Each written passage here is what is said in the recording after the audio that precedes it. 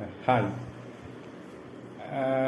Today I am going to share why English practical training is important.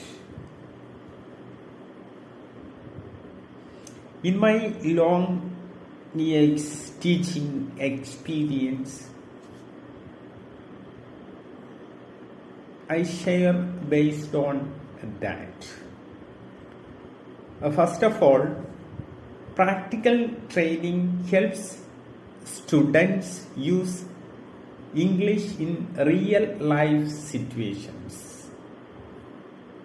They learn how to speak, listen, and respond during the conversations.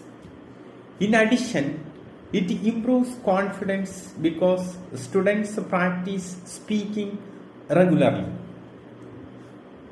Moreover, the practical training focuses on communication skills, not just grammar rules.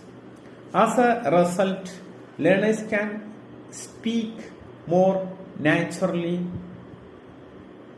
and very fluently. Therefore, English speaking training is very important for improving real communication ability. Okay, see you the next video. Thank you all.